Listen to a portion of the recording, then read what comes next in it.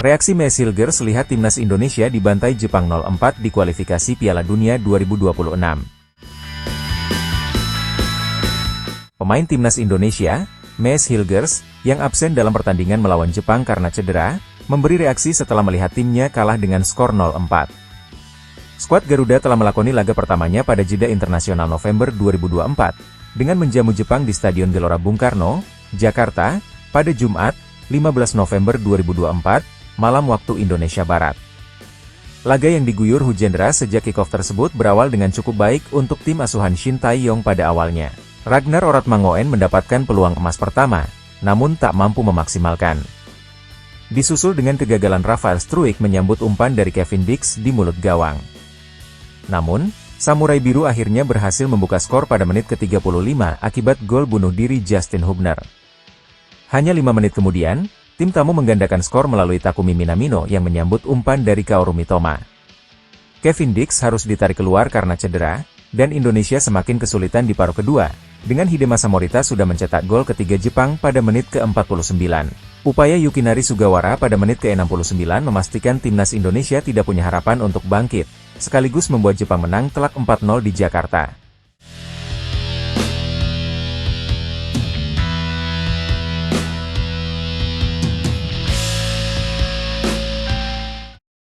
Mes Hilgers tidak hadir dalam laga ini karena mengalami cedera hamstring, meskipun dia sempat kembali tampil ketika FC Twente menghadapi Ajax Amsterdam pada 10 November 2024 lalu. Dia harus melanjutkan proses pemulihan hamstringnya dan pada saat ini sedang berada di Belanda bersama klubnya, FC Twente. Namun, bek tengah berusia 23 tahun tetap menyaksikan timnas Indonesia berlaga melalui layar kaca. Dan ketika mengetahui bahwa timnas Indonesia sudah tertinggal 3 gol pada menit ke-51, Hilgers mengunggah video di Instagram Story eksklusifnya. Dia menyematkan emoji patah hati di dalamnya, pertanda dirinya sedih karena skuad Garuda belum bisa meraih hasil yang positif. Namun, ini bukan berarti perjuangan tim asuhan Shin Tae-yong sudah usai untuk memperebutkan tiket keputaran final Piala Dunia 2026. Sebab, masih ada 5 pertandingan lagi, dan peluang untuk mencapai target, yaitu finish di posisi ketiga atau keempat, masih terbuka. Berikutnya, timnas Indonesia akan melakoni laga kandang lagi pada Selasa, 19 November 2024, esok dengan menghadapi Arab Saudi di Stadion Gelora Bung Karno, Jakarta.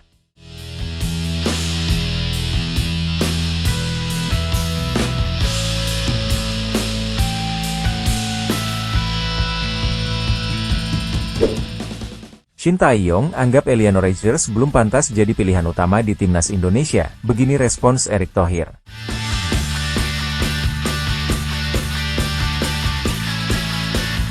Ketua Umum PSSI, Erick Thohir, akhirnya buka suara soal Eliano Reijers yang tidak diberikan menit bermain oleh Shin Tae-yong di timnas Indonesia.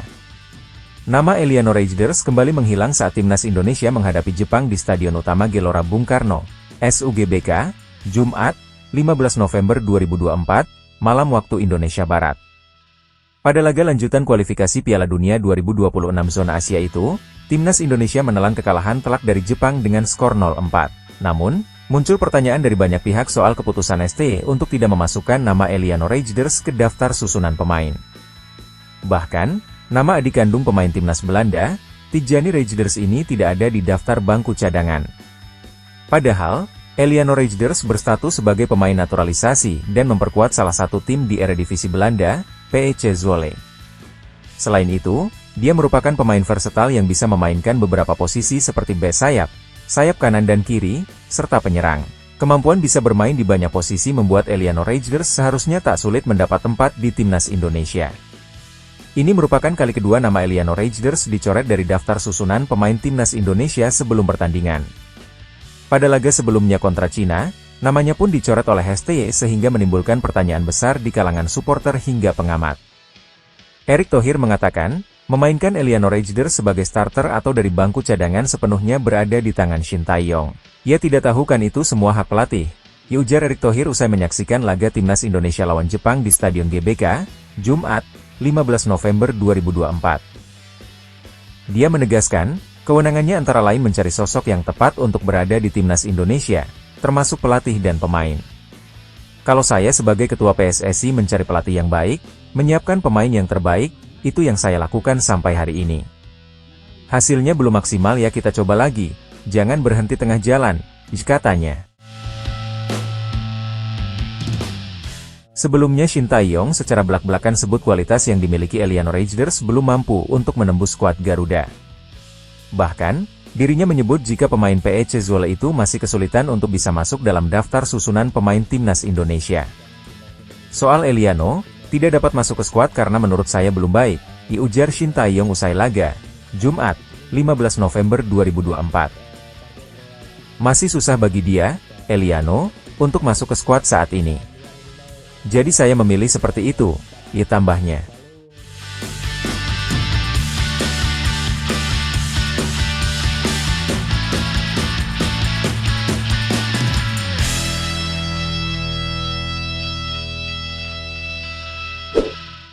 Timnas Indonesia dapat 3 kabar baik meski kalah dari Jepang di kualifikasi Piala Dunia 2026. 4 hari setelah laga melawan Jepang nantinya Timnas Indonesia akan menjamu Arab Saudi di matchday ke-6 yang juga berlangsung di Stadion Gelora Bung Karno. Lantas apa sajakah kabar baik tersebut? 1. Ivar Jenner comeback. Kabar baik pertama adalah kembalinya Ivar Jenner ke skuad Garuda setelah sempat absen akibat akumulasi kartu kuning di laga melawan Jepang. Dengan kehadiran Ivar Jenner, lini tengah timnas Indonesia diprediksi bakal semakin solid dan berpotensi besar untuk raih poin.